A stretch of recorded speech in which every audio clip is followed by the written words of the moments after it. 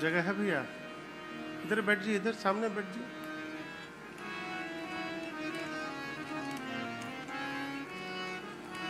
अनंत कोटि ब्रह्मांड नायक, अकारण करुणा वरुणालय परात्पर ब्रह्म,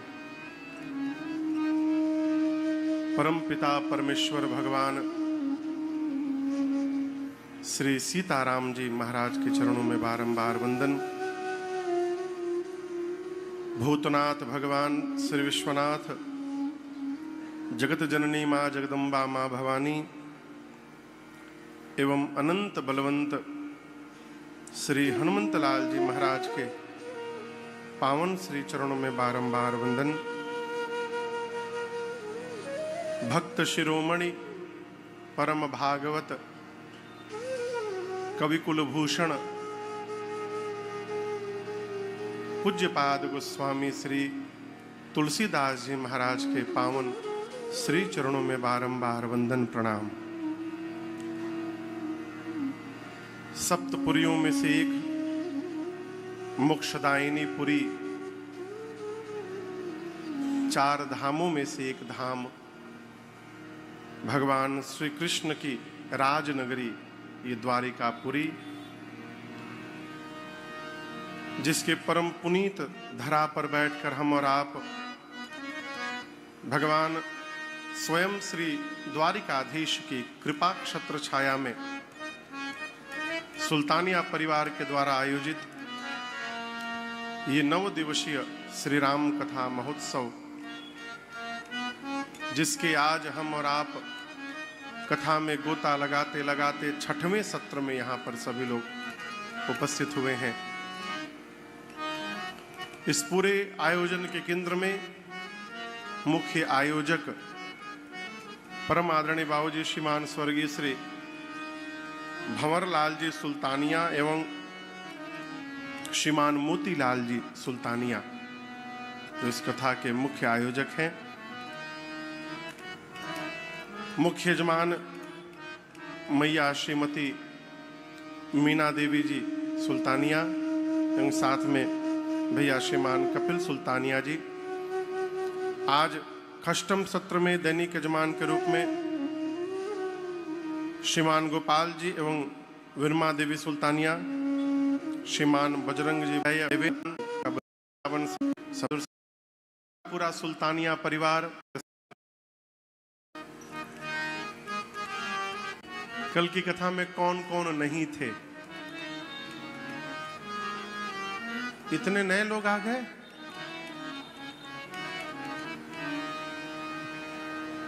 कोई बात नहीं, कौन कौन थे कल? तब ठीक है, हम भी थे कल। कल हमने और आपने यहाँ पर दिव्य भव्य श्री सीताराम विवाह महोत्सव मनाया। विवाह के बाद भगवान श्री अयोध्या में पहुंचे हैं माताओं को लेकर, और आज कथा श्री अयोध्या कांड में प्रवेश कर रही है। महापुरुषों ने अयोध्या कांड को हृदय बताया है मानस का। क्या बताया है? हृदय। हृदय। आंख में थोड़ी समस्या हो जाए ना तो काम चल सकता है, हाथ में थोड़ा प्रॉब्लम हो जाए तो भी काम चल सकता है, कान में समस्या हो जाए ना तो ठेपी लगा के काम चल सकता है, लेकिन धुकधुकी में समस्या हो जाए तो काम चलने वाला नहीं है। मैं बारंबार प्रार्थना करता हूं लोगों से, सुंदर कांड पढ़ते हैं, अच्छी बात है, पढ़ना चाहिए, लेकिन सुंदर कांड के अलावा भी गोस्वामी जी ने 6 कांड लिखे हैं। जीवन में कभी कभी उनको भी पढ़ना चाहिए। सुंदर कांड केवल पढ़ने से सुंदर नहीं होगा, सुंदर जीवन जीने से सुंदर होगा। और ये सुंदर जीवन जीने का ढंग यदि सीखना है तो अयोध्या कांड की शरण में आना पड़ेगा। जीवन के झंझटों में रहने के बाद भी कैसे आनंद में रहना है, ये अयोध्या कांड की कथा है। हमारी रचना कब ध्वस्त हो जाए इसका प्रमाण देखना है तो अयोध्या कांड इसकी कथा है? विपरीत परिस्थिति में भी मन को सकारात्मक बना के यदि रखना है, इसकी अयोध्या कांड कथा है। कांड के प्रारंभ में पूज्यपाद श्री गोस्वामी तुलसीदास जी महाराज ने 3 श्लोक लिखे। भगवान शिव को वंदन किया है, राम जी के मुखमंडल को वंदन किया है। शिव को क्यों वंदन किया? सब कुछ न रहने के बाद भी कैसे आनंद में रहना चाहिए, यदि सीखना है तो भगवान शिव का दर्शन करिए। ऐसा नहीं कि उनके पास कुछ है नहीं, अरे तो जगत के दाता हैं, लेकिन उसके बाद भी बाबा निर्लेप हैं विषयों से, साधनों से कोई मतलब नहीं। भगवान श्री राम रात्रि में कहा गया कि प्रातः काल आप युवराज बनेंगे। सवेरे कहा गया वन में जाना है। न रात को सुनकर भगवान प्रसन्न हुए, न प्रातः काल सुनकर उदास हुए। एक रस। आजकल रात में किसी को कह दीजिए ना कि सवेरे आप चाबी आपको हैंडओवर किया जाएगा, आप मालिक बनेंगे, आप बोल कर गए नहीं कि वो फेसबुक पर पोस्ट कर देगा। 1 घंटे के अंदर स्टेटस लगाकर फेसबुक इंस्टाग्राम पर इतना छीट देगा। राम जी को कोई अंतर नहीं है, मिलेगा तो भी प्रसन्नता नहीं है, न मिला तो भी उसका कोई दुख नहीं है, उस मुख को गोस्वामी जी वंदन करते हैं। और तीसरे श्लोक में मेरे पीछे जो आप स्वरूप दर्शन कर रहे हैं, नीलांबुजश्यामल कोमलांगम सीता समारो पितबाम भागम पाणौ महाशायक चारुचापम नमामि रामं रघुवंशनाथम्।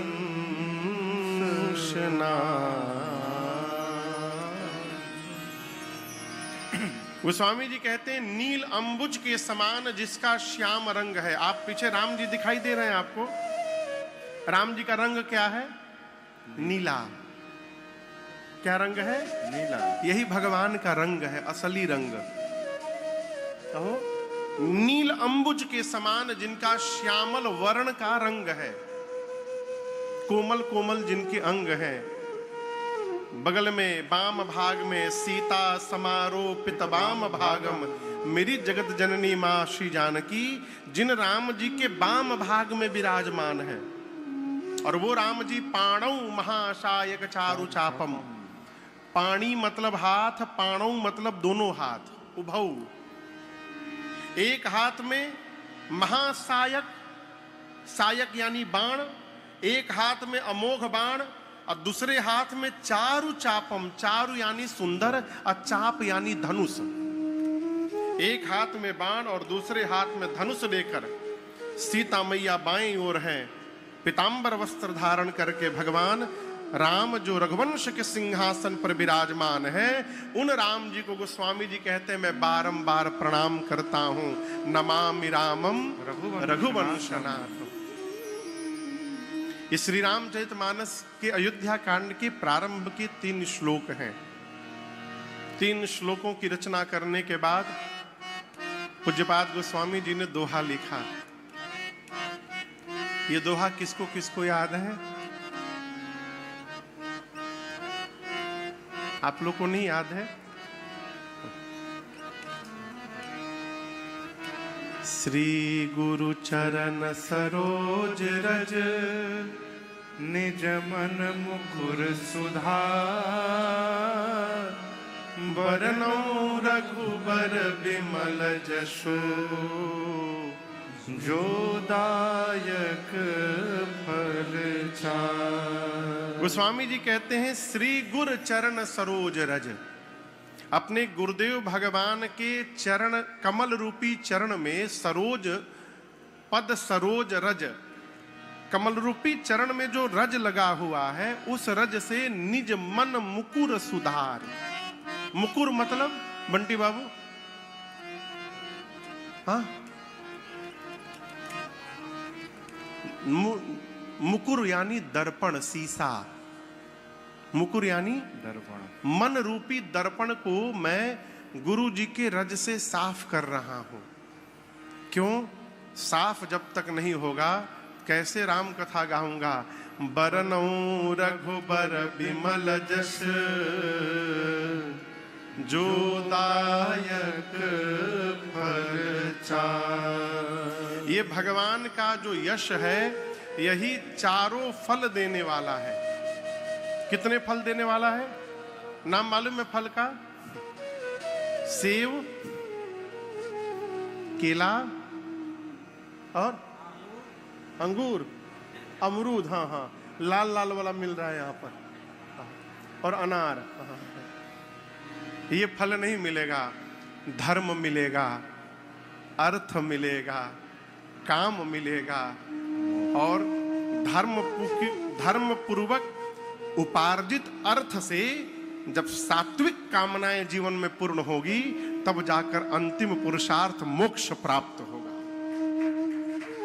धर्म, अर्थ, काम, मोक्ष, ये चारों की श्रेणी है एक। ये नहीं कहा काम, अर्थ, धर्म, मोक्ष, ये नहीं कहा मोक्ष, काम, अर्थ, धर्म, ऐसे नहीं बताया। क्या बताया? सबसे पहले क्या है? धर्म, धर्म के बाद अर्थ, अर्थ के बाद काम, काम के बाद मोक्ष। जीवन में सबसे अधिक प्राथमिकता किसी की है तो धर्म की है। सबसे ऊपर धर्म को रखा। किसको रखा? किसी भी परिस्थिति में मनुष्य को धर्म का त्याग नहीं करना चाहिए।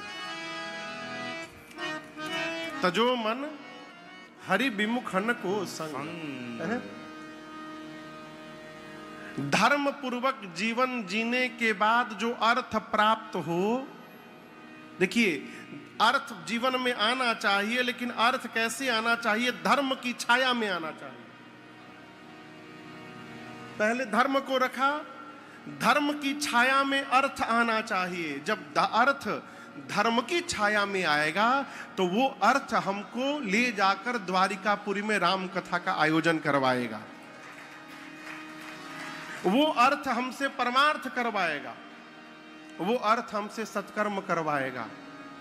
और जब अर्थ धर्म की छाया में नहीं आएगा, अधर्म से प्राप्त होगा, तो वो हमारे चित्त को अधर्म की ओर लेकर के जाएगा, पाप की ओर लेकर के जाएगा। आप समझ रहे हैं? अर्थ धर्म की छाया में जब अर्थ आएगा तो उस अर्थ से कामनाएं पूर्ण होंगी, सात्विक कामनाएं पूर्ण होंगी, हमसे सत्कर्म होगा, परमार्थ होगा। जब धर्म, अर्थ और काम तीनों परिपूर्ण होंगे, व्यवस्थित, यही हमको मोक्ष प्रदान कराएगा जीवन में। यही चार पुरुषार्थ हैं। ये चारों कैसे मिलेंगे? कलिकाल में सबसे सहज उपाय है, बरनऊं रघुबर बिमल जस, जो दायक फल चार। केवल भगवान का विमल यश ही ये चारों पुरुषार्थ देने में सक्षम है। केवल भगवान का यश। गोस्वामी जी कहते हैं, मन रूपी दर्पण को साफ करके मैं वही कथा प्रारंभ करने जा रहा हूं। और कहते हैं, आगे आगे मैं गाऊंगा, पीछे से आप गाइएगा। गोस्वामी जी कहते हैं, जब तेरा ब्याही घर आए, जब तेरा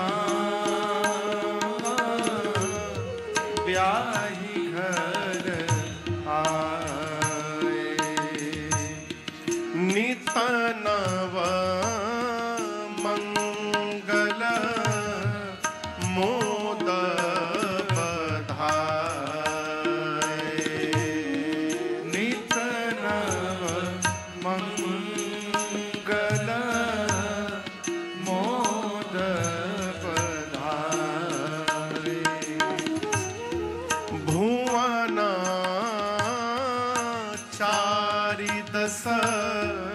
भूधर भारी भुवन चारि दस भूधर भारी सुकृत में घबर सही सुख बारी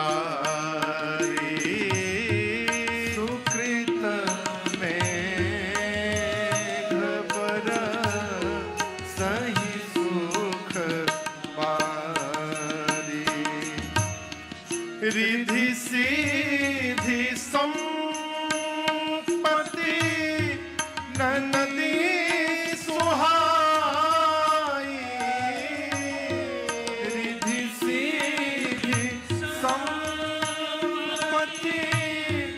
नदी सुहाई उमगे अवध बुद्धि कहूँ आई उमगे अवध बुद्धि कहूँ आई उमगे अवध बुद्धि कहूँ आई उमगे अवध बुद्धि कहूँ आई। गोस्वामी जी कहते हैं जिस दिन से श्री रघुनाथ जी विवाह करके अयोध्या में आए हैं सरकार, उस दिन से अयोध्या में नित्य नवीन आनंद महोत्सव मनाया जा रहा है। नित्य भगवान विवाह करके आए, श्री अयोध्या के गलियों में प्रत्येक घर में महल में नित्य बधाई गाई जा रही है, लोग महोत्सव मना रहे हैं। आप कल्पना कर सकते हैं ये महोत्सव कितने दिन तक चला? कल्पना करिए सुल्तानिया जी, भगवान विवाह करके आए होंगे तो कितने दिन तक ये उत्सव मनाया गया होगा? हाँ, महीनों, 11 वर्ष। कितने दिन तक? 11 वर्षों तक। जानते हैं क्यों है? ये स्वभाव है। आनंद में रहना भी स्वभाव है और विपत्ति में रहना भी स्वभाव है। यदि आपके स्वभाव में उत्सव प्रवेश कर गया तो आप घर में समय ढूंढ ढूंढ कर उत्सव मनाते रहेंगे। क्या है वो? सदा दिवाली संत घर जौ गुण गेहूं होए, यही है ना? हाँ,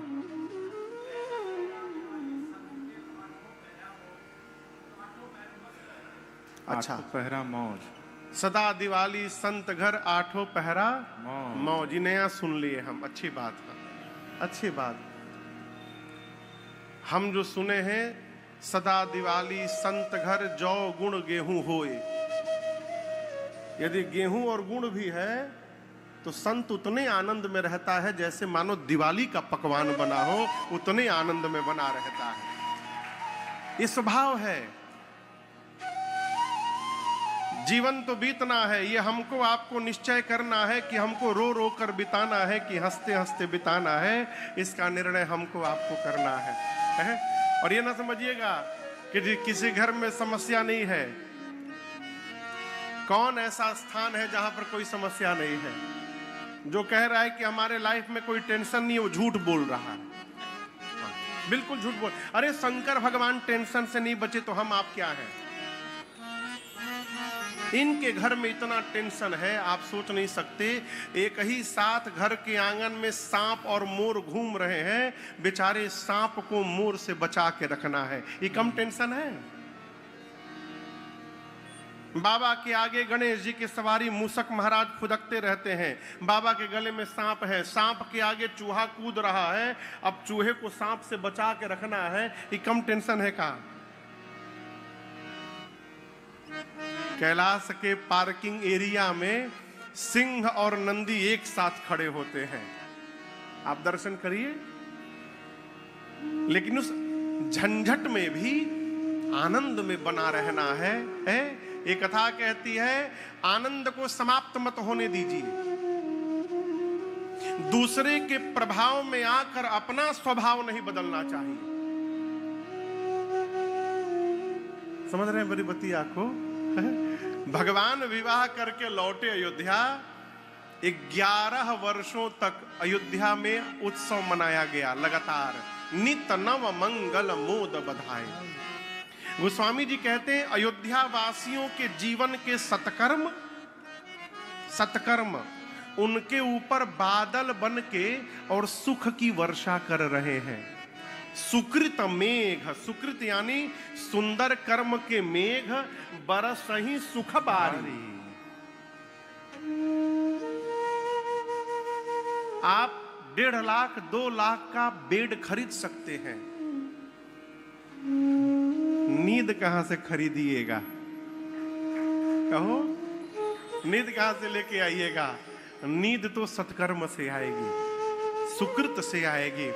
यहां बड़ा गूढ़ विषय है ये। जीवन में सुखी होना चाहते हैं तो साधन से सुखी नहीं हो सकते। सुल्तानिया जी, हमारे कलकत्ता में एक परिवार है, मैं नाम नहीं बताऊंगा उनका, अपने राजस्थान के परिवार है, बहुत बड़े आदमी, घर में बेटा बेटी कोई नहीं है उनके, मिसिर जी अरब पति खरब पति है, न कोई बेटा न कोई बेटी न कोई बहन न कोई भाई, पति पत्नी 2 ही लोग हैं। घर में 14-15 नौकर हैं उनके घर के भीतर। दोनों पति पत्नी को डॉक्टर ने कहा चीनी नहीं खाने का, नमक नहीं खाना, तेल मसाला नहीं खाना। दोनों लोग सब्जी उबाल के खाते हैं।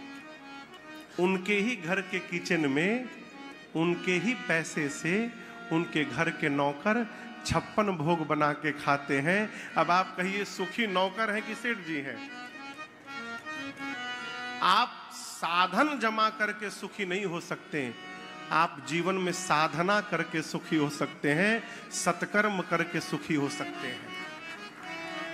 हम आपसे निवेदन करेंगे, आप लोग मोक्षदायिनी पुरी श्री द्वारिकापुरी में यहाँ आए हैं, जितना हो सके ना सत्कर्म करके जाइए। यहाँ तुलादान का बड़ा महत्व है, बहुत महत्व है। मंदिर के पीछे तुलादान होता है, आए हैं ना, उसमें कई प्रकार के हैं। अपने को जिस योग्य समझते हैं उस योग्य तुलादान अवश्य करिएगा। क्यों? ये सत्कर्म है। तीर्थ में किया गया सत्कर्म करोड़ गुना फलीभूत होकर हमको आपको सुखी बनाता है। अयोध्या वासियों के जीवन के सत्कर्म उनके ऊपर सुख की वर्षा कर रहे हैं बादल बनकर। अच्छा, एक और भ्रांति है, अभी महाराज बहुत समय है, अभी बहुत टाइम है महाराज, अभी कोई उम्र है सब करने की। कई लोग ये सोचते होंगे कि 10-12 साल में और वजन बढ़ जाएगा तब आके तुलादान करेंगे। अभी मान लो 70 किलो के हैं, कहीं 4 साल बाद 90-100 किलो के हो जाएं तब आके तुलादान करेंगे तो ज्यादा दान हो जाएगा। अरे अभी कर लो, 2 साल बाद आके फिर कर देना, कहो डबल हो जाएगा। लेकिन बाद का भरोसा न करिए। पूज्य बाबूजी पूरी रचना करके इस कथा की तैयारी किए थे। नैमिषारण्य में आकर तिथि लिए, पूरी तैयारी किए, पूरी मार्केटिंग किए, सब किए। शंभू भी आप तो थे ना, आपके सामने बाबूजी बैठे थे। पूरी तैयारी किए, पूरे परिवार का टिकट बनाए, सबका आने का जाने का छोड़ अपना।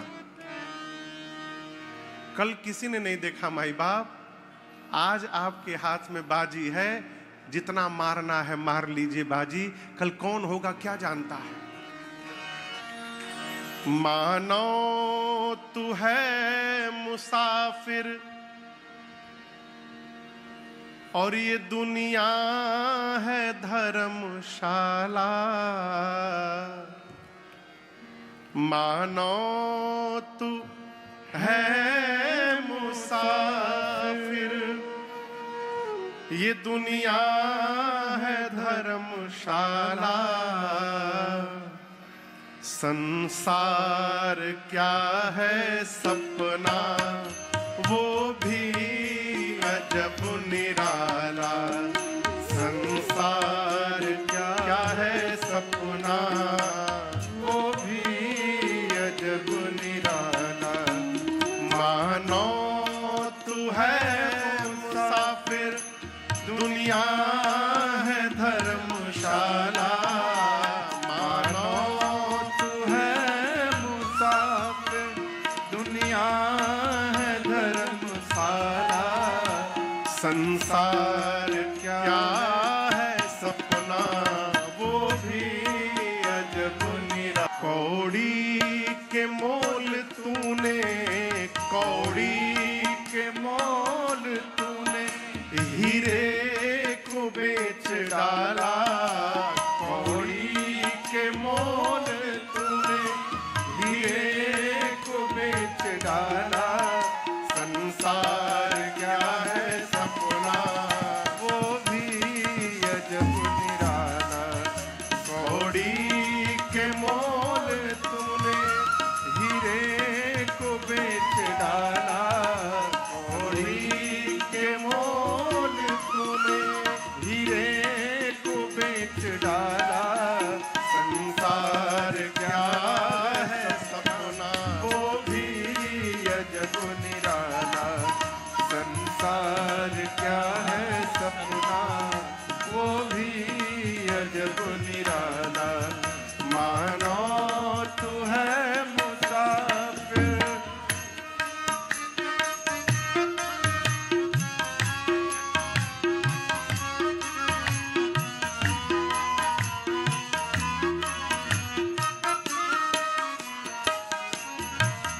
नर भी शिकारी सिया राम नाम प्यारा, चंचल तुकी शिकारी सिया राम। पे कुछ आ रहा है,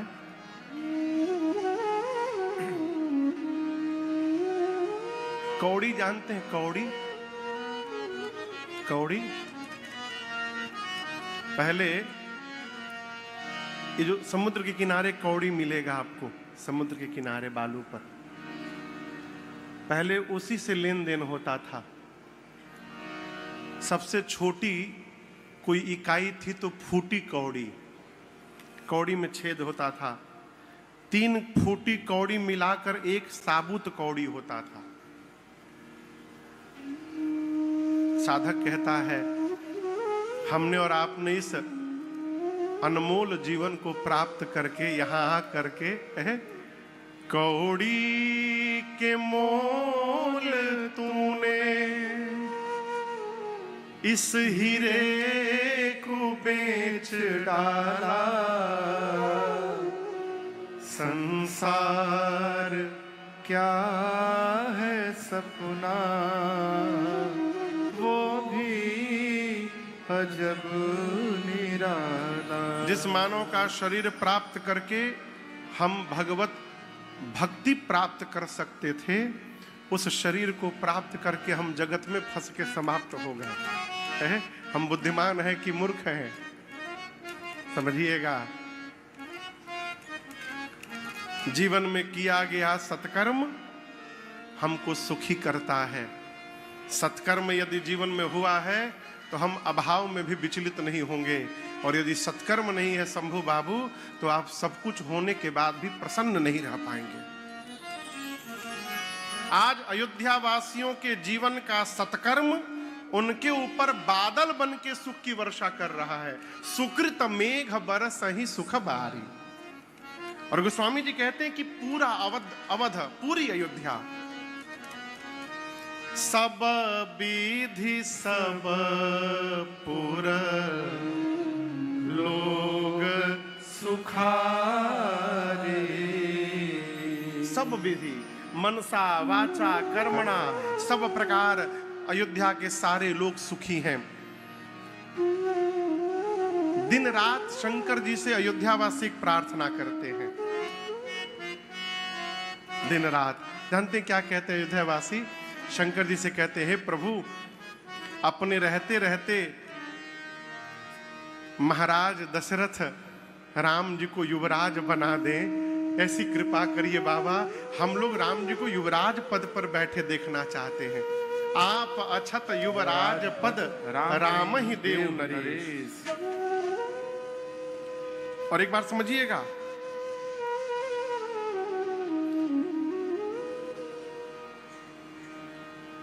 जिस प्रकार पुत्र पिता की आत्मा होता है, उसी प्रकार प्रजा राजा की आत्मा होती है। प्रजा जैसा चिंतन करती है, राजा को उसका आभास हो जाता है। एक दिन श्री दशरथ जी महाराज अपनी सभा में बैठे थे। उनको ऐसा लगा कि उनके सिर पर जो मुकुट है वो टेढ़ा हो गया है। तो उस मुकुट को सीधा करने के लिए वो हाथ में दर्पण लिए, शीशा। अब बदन बिलो की मुकुट सम कीन्हा, जैसे मुकुट सीधा किए उनकी दृष्टि गई, कान के पास जो केश है ना, ये सफेद दिखाई पड़ गए।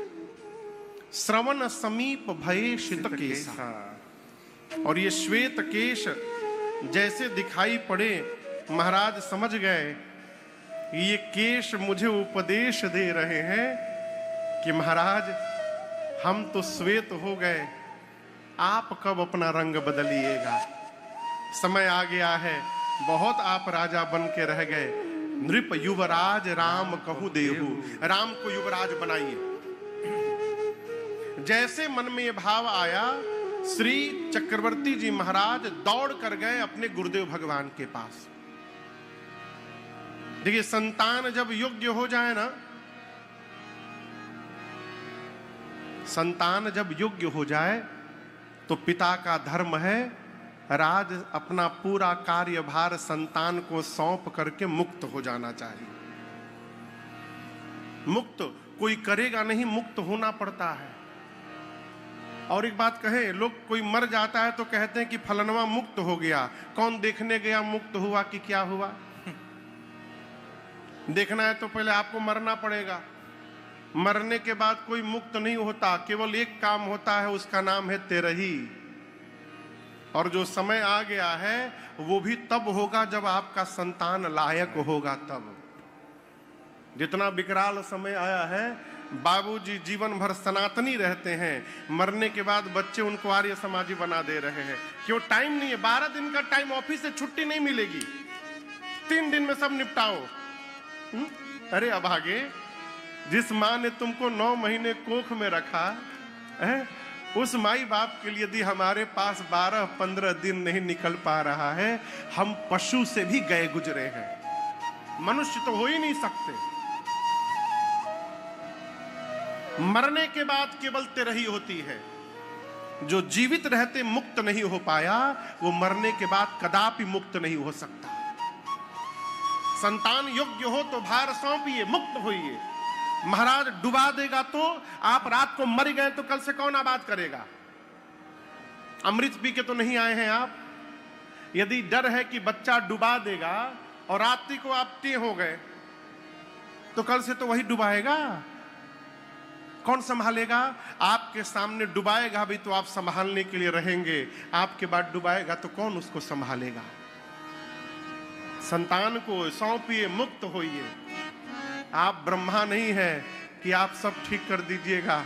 सबको ठीक करने के चक्कर में अपना न बिगाड़ लीजिए। इसलिए सौंपिए और अपने जीवन का जो मूल रहस्य है, जिसके लिए शरीर प्राप्त हुआ है, उसमें लग जाइए।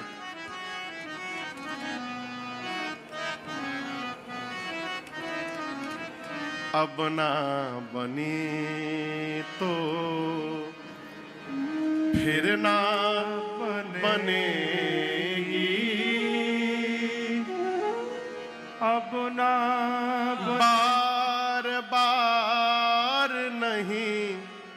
जननी जनेगी अब ना बनी। कितना सुंदर अवसर आया है, हो भारत में जन्म मिल गया है। ये लॉटरी लगी है, लॉटरी।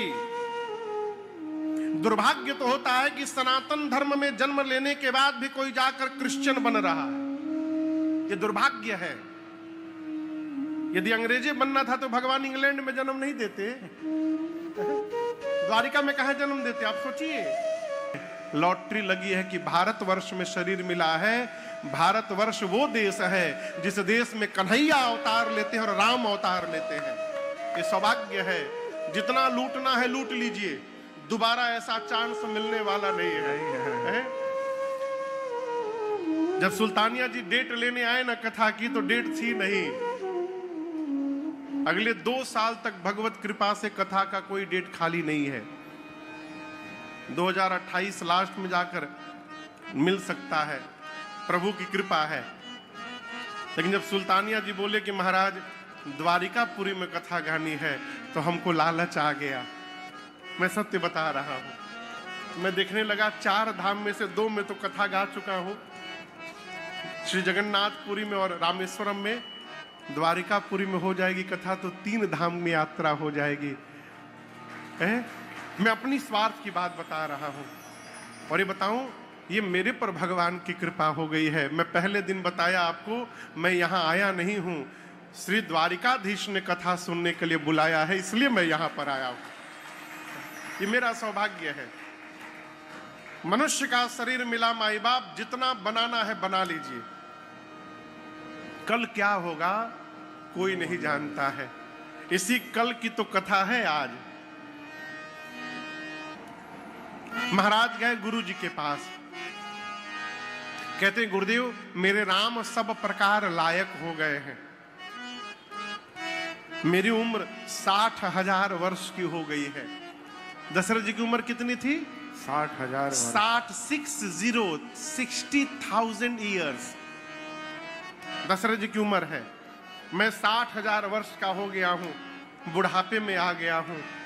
क्या पता कल मैं रहूं या न रहूं। गुरुदेव मैं राम को युवराज पद पर आसीन देखना चाहता हूं गुरुजी, इसलिए मैं आया हूं।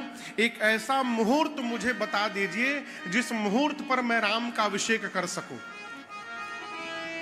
और दर्शन करिए, गुरुदेव भगवान जान रहे हैं कि महाराज जिस मुहूर्त के विषय में पूछ रहे हैं, ये मुहूर्त कब आनी है? 14 वर्ष बाद। लेकिन महाराज इतने व्याकुल हैं कि गुरुदेव की हिम्मत नहीं हुई कि बोल दे कि 14 वर्ष बाद आएगा मुहूर्त।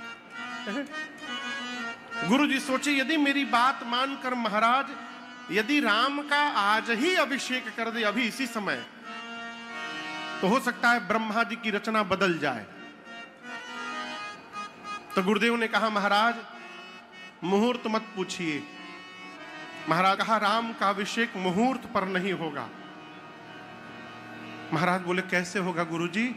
गुरुदेव ने कहा महाराज जिस समय आप राम का अभिषेक कर देंगे वही समय श्रेष्ठ मुहूर्त में परिवर्तित हो जाएगा, इसलिए तुरंत करिए। मैं आज्ञा देता हूं, बेगी विलंबन करी नृप साजिया सबोई समाज सुदिन सुमंगल तब ही जब राम हो जुबरार। बेग करिए, विलंब मत करिए महाराज, तुरंत करिए। जिस समय राम का अभिषेक होगा वही श्रेष्ठ मुहूर्त बदल जाएगा। गुरुदेव की बात सुनकर महाराज मन में विचार किए, गुरुदेव तो सत्य ही कह रहे हैं। आगमना सुनत रघुनाथा, गुर आगमना सुना रघुनाथा,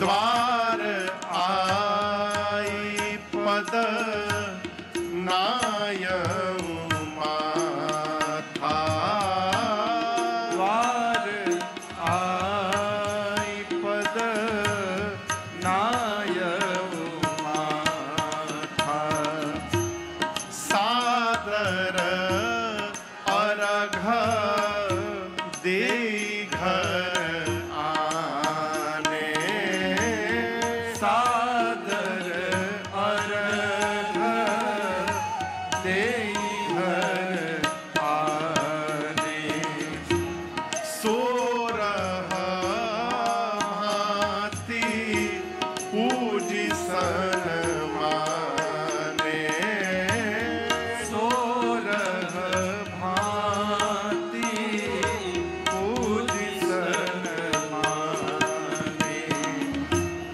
गहे चरण सिया सहित पहोरे गहे चरण सिया दूसरी बार सहित बहोरी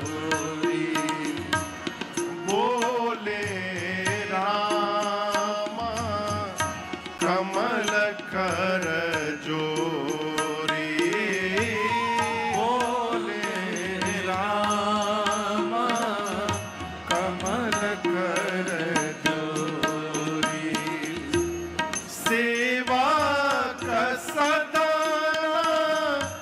स्वामी आगमनो सेवक सदन स्वामी आगमनो मंगल मूल अमंगल मंगल मूल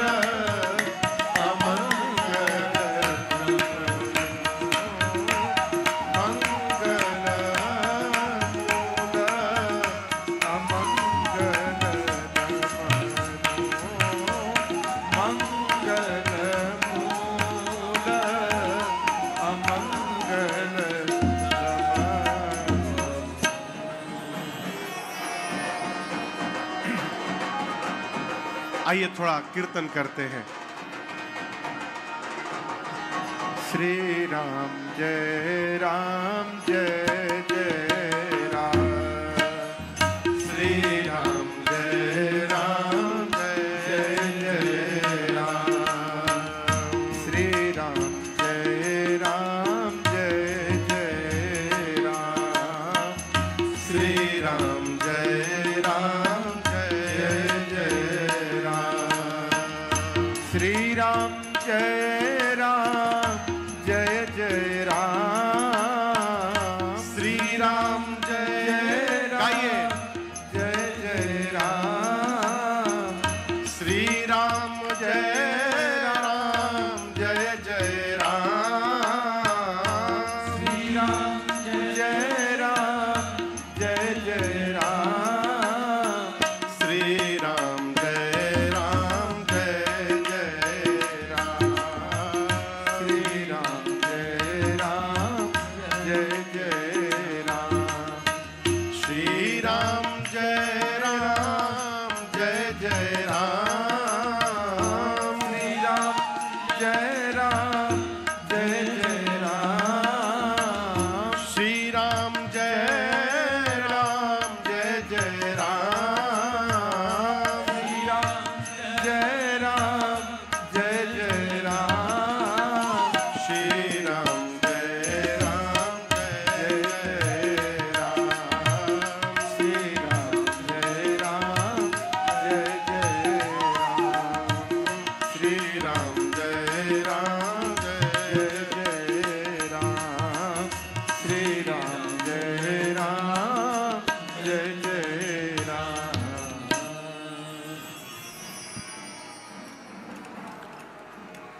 गुरुदेव भगवान राम जी के महल में पहुंचे।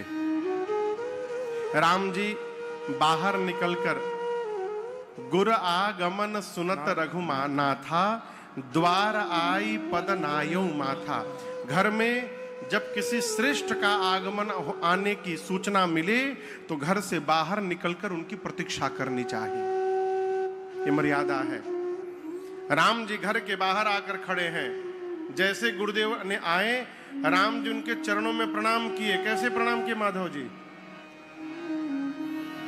द्वार आई पद नायम माथा।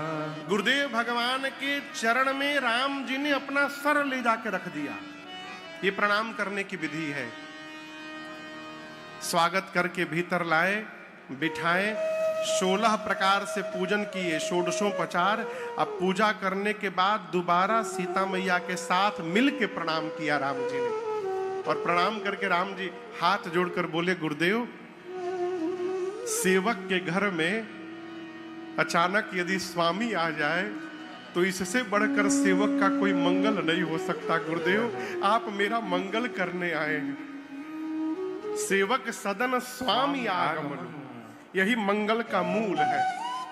लेकिन गुरुदेव, उचित तो ये था कि आप अपने आश्रम में राम को बुलवाते।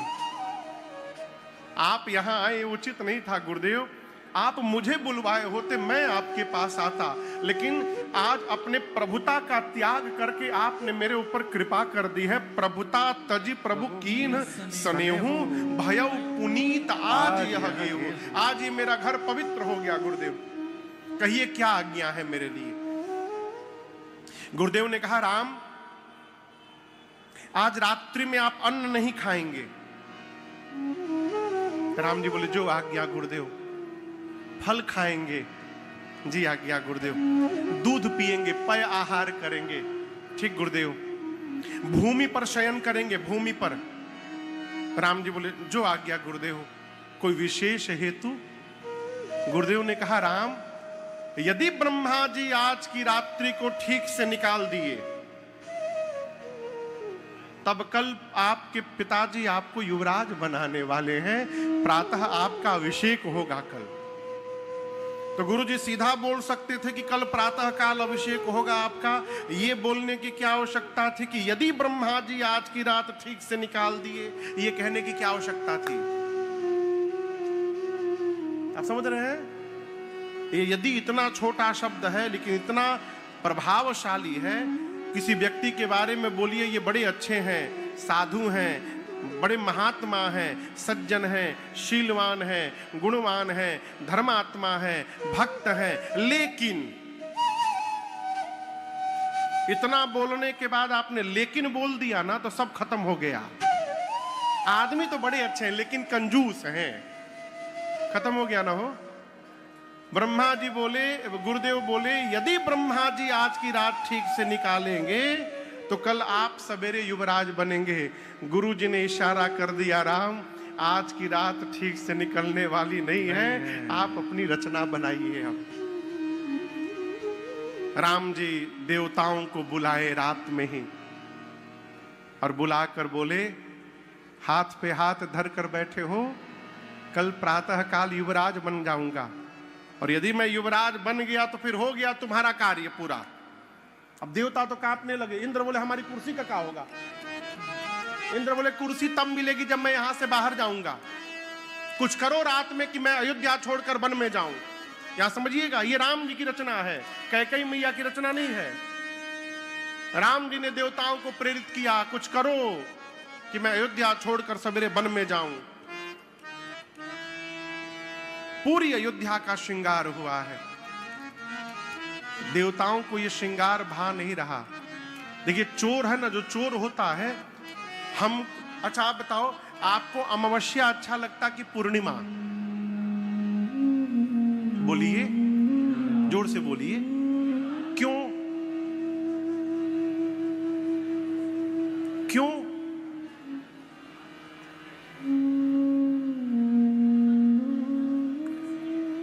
पूर्णिमा क्यों अच्छा लगता है?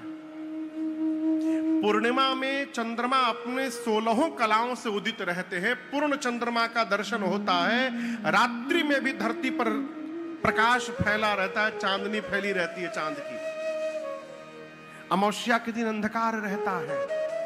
अमावस्या को नकारात्मक ऊर्जाएं तीव्र हो जाती हैं। परंतु चोर को, जो चोर है ना, उसको पूर्णिमा अच्छा नहीं लगता। चोर को अमावस्या अच्छा लगता है। क्यों? पूर्णिमा को तो रात में दिखाई दे देता है, वो चोरी करके जाएगा पकड़ा जाएगा। अमावस्या को उसको कोई नहीं पकड़ सकता है। इसलिए जिस प्रकार चोर को चांदनी रात अच्छी नहीं लगती, उसी प्रकार देवताओं को अयोध्या का श्रृंगार अच्छा नहीं लग रहा। देवता पहुंचे रात में ही तुरंत सरस्वती के पास जाकर बोले, मां आप ऐसा कुछ करिए कि राम जी अयोध्या छोड़ करके वन में चले जाएं। सरस्वती मैया बिगड़ पड़ी, बोली आप लोग इतने ऊंचे स्थान पर बैठे हैं और इतनी निम्न सोच आप लोगों की, दूसरे का सुख पचा नहीं पा रहे। देवता बोले, मां हम नहीं चाहते, ये राम जी की इच्छा है, आपको कोई बुरा नहीं कहेगा। मां मन मार करके सरस्वती मैया आई, पूरी रात अयोध्या में घूमती रही, किसकी मति पलटी जाए किसकी पलटी जाए, कोई नहीं मिला।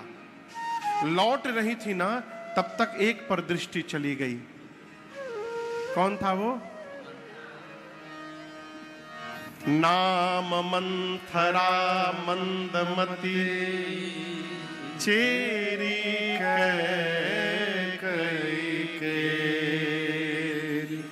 अजस पिटारी ताहि करी गई गिरामती फेर। मंथरा, मंथरा की मति मां सरस्वती पलट गई, पलट के चली गई। मंथरा पहुंची मां कैकेयी के भवन में और जा करके कोने में जाकर चुपचाप मंथरा बैठ गई। कैकेयी मैया सोच रही हैं कि मंथरा नित्य आती है तो नाचते कूदते आती है, आज ये उदास क्यों बैठी है? तो मां कैकेयी ने पूछा, मंथरा लक्ष्मण ने कुछ बोल दिया क्या तुमको? इस पर भी मंथरा ने कुछ नहीं कहा। और जब मंथरा कुछ नहीं बोली ना, तो मां उठ करके अब मंथरा के पास आकर बैठ गई। और आप दर्शन करिए, ये वही कैकेयी मैया है जो थोड़ी देर बाद राम जी को वन भेजने वाली हैं। मां मंथरा के पास आई और आकर मां घबरा कर पूछती हैं, मंथरा तू मौन क्यों है? तुझे सौगंध है मेरी, सत्य सत्य बता, मेरा राम कुशल है ना? मां ने किसकी कुशलता पूछी? अपने पति की नहीं पूछी, अपने बेटे भरत की नहीं पूछी, किसकी पूछी? राम की। कुशल राम महिपाल, राम कुशल है ना मंथरा? महाराज कुशल है ना? भरत लक्ष्मण शत्रुघ्न सब कुशल है ना? तू मौन क्यों है, बोलती क्यों नहीं? मंथरा ने कहा, कैकेयी जी आज अयोध्या में राम को छोड़कर दूसरा कौन कुशल है? आप तो महाराज को अपने बस में जानती हैं, आपने महाराज का कपट देखा नहीं, महाराज ने आपके साथ कपट किया है। आपको पता है कल राम युवराज बनने वाले हैं, आपके महाराज ने आपके साथ कपट किया है। जैसे महाराज को कपटी कहा मंथरा ने, मां कैकेयी ने खींच कर मारा, एक चाटा उसको, गिर गई धरती पर जाकर। मां ने कहा, तेरी हिम्मत कैसे हुई? मेरे सौभाग्य के ऊपर तूने लांछन लगाया, आज तेरी जिह्वा निकाल लूंगी मैं। मंथरा रोने लगी। मां की बड़ी प्रिय दासी थी, मां को दया आ गई। मां ने कहा, मंथरा रो मत पगली। क्या कहा? कल मेरा राम युवराज बनने वाला है। मंथरा यदि तेरी बात सत्य है ना, तो मैं कहना चाहती हूं कि कल का दिन ही कैकेयी के जीवन का सबसे सुंदर दिन होगा। मेरा राम युवराज बनेगा कल। एक बात बोलूं मंथरा, मैंने आज तक कभी किसी से नहीं कही ये बात। मैं नित्य जब सवेरे पूजा करती हूं ना, तो भगवान से यही कहती हूं, प्रभु अगली बार जब मुझे शरीर दीजिएगा ना, तो राम को कैकेयी के कोख से जन्म दीजिएगा और सीता को मेरी बहू बना करके भेजिएगा। मैं नित्य प्रार्थना करती हूं, मेरे इतने प्रिय राम के अभिषेक होने से तुझे क्यों ग्लानि हो रही है? मंथरा ने कहा, महारानी जी मैं नहीं बोलूंगी कुछ, अब मैं नहीं बोलूंगी। राम राजा बने चाहे भरत राजा बने, मैं दासी छोड़ के महारानी थोड़ी बन जाऊंगी। परंतु मुझसे आपका कपट, आपका दुख नहीं देखा जा रहा है। आप एक बात याद रखिएगा, जिस सूर्य के आने के बाद कमल का पुष्प खिलता है ना, यदि जल समाप्त हो जाए तो वही सूर्य उस कमल को भस्म कर सकता है। आपने कौशल्या जी के कपट को देखा नहीं। कौशल्या जी ने आपके बेटे को आपके मैके भिजवा दिया और महाराज को, राम को युवराज बनाने के लिए तैयार कर लिया। यदि किसी के मन में कपट नहीं होता तो शंकर की सौगंध खाकर कहती हूं, देखिए झूठ बोलने वाला व्यक्ति सौगंध पहले खाता है। मंथरा बोली, मैं शिव की सौगंध खाकर कहती हूं, भयउ पाख दिन सजत समाजू। 15 दिन से रचना बन रही है। कितने दिन से? 15 दिन से। झूठ बोल रही है कि नहीं बोल रही है? ये उसी दिन रचना हुई है। कहती है 15 दिन से रचना हो रही है। यदि किसी के मन में कपट नहीं था तो आपको किसी ने बताया क्यों नहीं? इतनी बड़ी बात आपको दासी के मुख से सुननी चाहिए। ये बात आपको महाराज को आकर बतानी चाहिए। इसके बाद सैकड़ों सौतों की कथा सुनाई उसने। अब भावी बस कहिए, राम जी की इच्छा से कहिए, मां कैकेयी मंथरा की बात में आ गई। मां ने पूछा, मैं क्या करूं अब? मैं अपने बेटे को किसी का सेवक नहीं बनने दूंगी, न नौकर बनने दूंगी। मैं अपने मैके चली जाऊंगी। मंथरा ने कहा, आपके मैके आपके शत्रु जाएं। आप क्यों जाएंगी?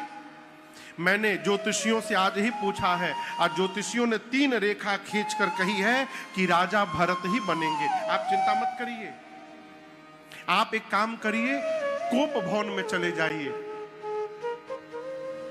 जाकर बैठ जाइए। महाराज आएंगे।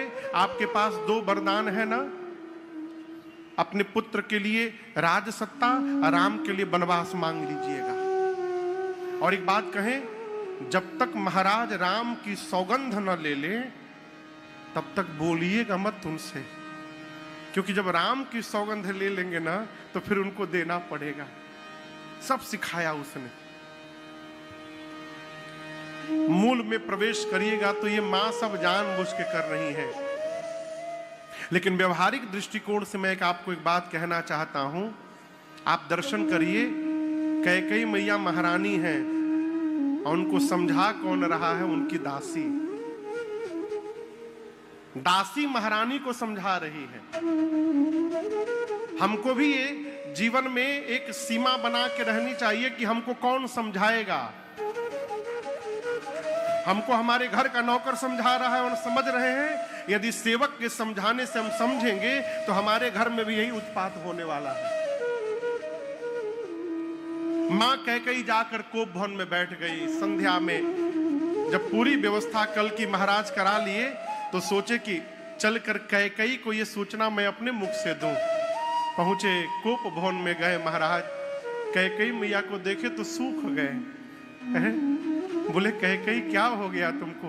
प्रसन्न हो जाओ, कल तुम्हारे मन की बात होने वाली है। कल तुम्हारा लाडला राम युवराज बनेगा। मां और कांप गई सुनकर। महाराज ने कहा कि प्रसन्न हो जाओ, जो मांगोगी दूंगा तुमको। क्या चाहिए? मां ने कहा, चाहिए चाहिए कहते हैं 2 वरदान मेरा कब से बाकी है, आपने आज तक नहीं दिया। महाराज बोले, मैं राम की सौगंध लेकर कहता हूं।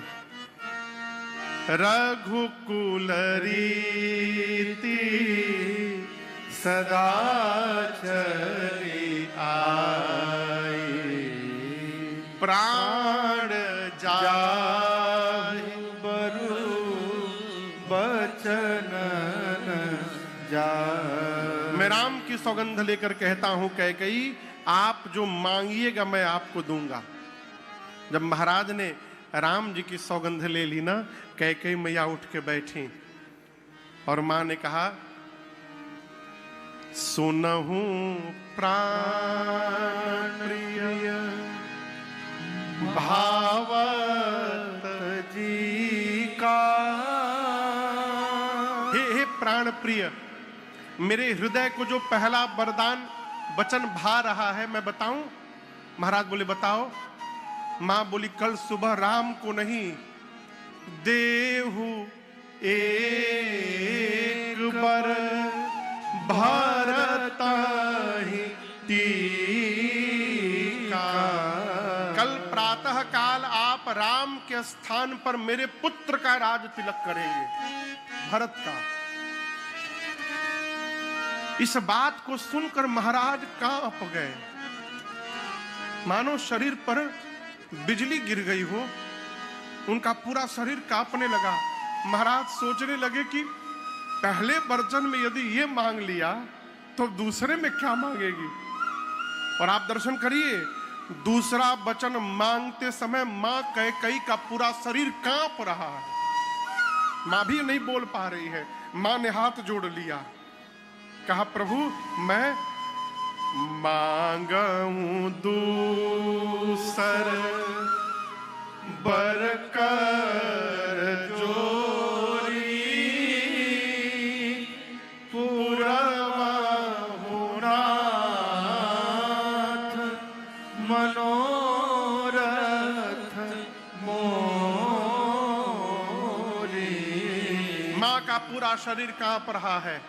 मां बोली मैं दूसरा वरदान मांग रही हूं। महाराज स्तब्ध होकर सुन रहे हैं। मां ने कहा कल प्रातः काल तपस्वी का रूप धारण करके विशेष उदासीन व्रत का संकल्प लेकर के। महाराज इतना सुने ना तो मन में सोचने लगे कि लग रहा है कैकेयी कहना चाहती है कि भरत को राजा बना दीजिए और आप महाराज वनवासी रूप धारण करके अब वन में चले जाइए। अभी आधी बात सुनकर महाराज वन में जाने को तैयार हो गए। तब तक कैकेयी मैया ने कहा आप नहीं। महाराज बोले फिर कौन? मां बोली 14 बरिस राम बनवासे। 14 वर्ष के लिए आप राम को वन में भेज दीजिए। आपको एक बात बताऊं, हाथी जब बूढ़ा हो जाए, उसके शरीर में बल नहीं रहे और उसके सामने जब सिंह आकर गर्जना करता है तो हाथी जानता है कि मैं बचा नहीं पाऊंगा। और उस सिंह की दहाड़ को सुनकर हाथी को अपने सामने उसका मृत्यु दिखाई पड़ता है। उस समय जो हाथी के मन की दशा होती है, उसी दशा में दशरथ जी पहुंच गए हैं। बिजली गिरने के बाद जैसे ताड़ का वृक्ष धराशाही हो जाए, महाराज सुने तो खड़े खड़े धरती पर गिर पड़े। अपने हाथ से अपने सिर का केश पकड़कर नोचने लगे चक्रवर्ती जी। कहने लगे मंथर कैकेयी, मैं शिव की सौगंध लेकर कहता हूं, मैंने कभी जीवन में राम में और भरत में अंतर नहीं किया है। तुम चाहती हो कि राम के स्थान पर भरत राजा बन जाए, कोई बात नहीं, कुछ दिन का अवसर दो, मैं भरत को बुलाकर उसका राज तिलक कर देता हूं, मुझे कोई आपत्ति नहीं है। आपत्ति तो केवल एक बात से है, बरदूसर असमंजस मांगा। आपके दूसरे वचन ने मुझे असमंजस में डाल दिया है कैकेयी। महारानी ने कहा देना है कि नहीं देना, स्पष्ट मना करिए। गाल फुलाना और हंसना दोनों एक साथ नहीं हो सकता है। देना है तो दीजिए, नहीं देना है तो मना करिए, मत नहीं दूंगा। महाराज बोले राम वन चला गया तो मैं मर जाऊंगा कैकेयी। मां बोली मर जाएंगे? अब मेरी बात सुनिए, अब मरना निश्चित हो गया है, अब मरना तय है महाराज। राम बन जाएगा तो आप मरेंगे, और मैं कहते हूं कल प्रातः काल सूर्योदय तक यदि राम बन नहीं गया तो मैं मरूंगी। अब तो तय है मरना। राम बन जाएगा तो आप मरेंगे, मुझे कलंक लगेगा। नहीं जाएगा तो मैं मरूंगी, आपको कलंक लगेगा। प्रभु यदि मुझे कलंक लग गया तो मैं घर के भीतर रहूंगी, मैं रह सकती हूं।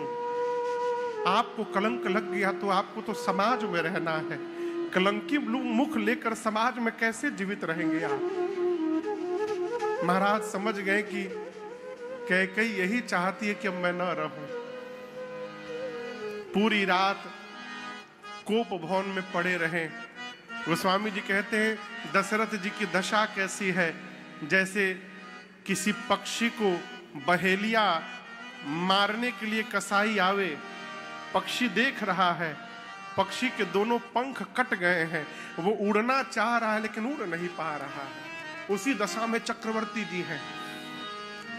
पूरी रात केवल यही कहते रहे, हे सूर्य नारायण कल आइएगा मत आप। यदि कल आप आ गए ना तो आपके आने के साथ ही इस सूर्य वंश का सूर्य चला जाएगा। आप प्रभु कल आइएगा मत प्रातः काल। अगला दिन हुआ, बहुत देर तक जब महाराज महल से बाहर नहीं निकले तो सुमंत जी गए, कोप भवन में गए। कैकेयी मियाँ से पूछे क्या हुआ महाराज को। महाराज मूर्छित पड़े हुए थे धरती पर, बेहोश होकर के।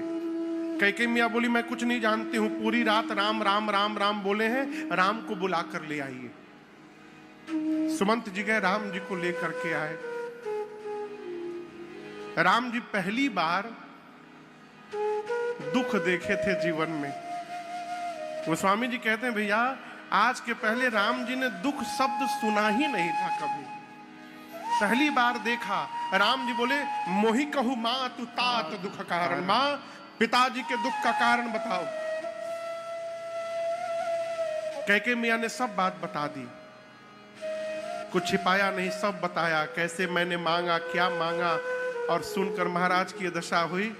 आपको एक बात बताऊं, राम जी आए थे तो कैकेयी को माता बोले, और जब मैया ने बता दिया कि मैंने तुम्हारे लिए वनवास मांग लिया है तो राम जी कैकेयी को माता नहीं बोल रहे हैं, अब जननी बोलने लगे।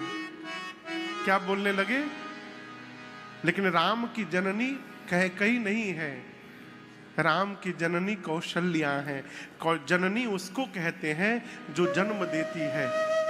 राम जी कैकेयी को क्यों जननी बोले? राम जी कहना चाहते हैं मां कौशल्या ने केवल राम को जन्म दिया था, उस राम को वन भेजकर आज आपने मर्यादा पुरुषोत्तम राम को जन्म दे दिया है, इसलिए आज से आप मेरी जननी है मां।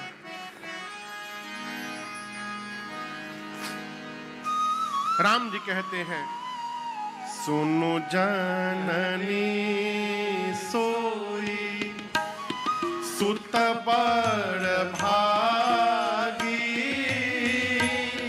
सुनो जननी सोई सुत बड़ भागी, जे पीतु मातु बचन अनुरागे, जो पीतु मातु बचन अनुरागे,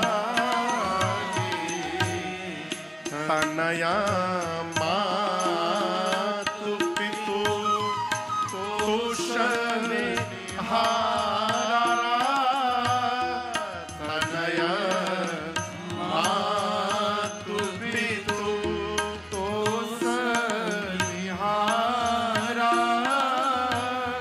दुर्लभ जननी सकल संसारा,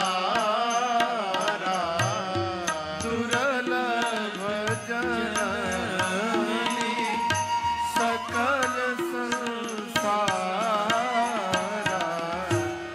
भरता प्राण प्रिय पावहि राजो, भरत प्राण प्रिय पावहि राजो, विधि सब विधि विधि मोहि सनमो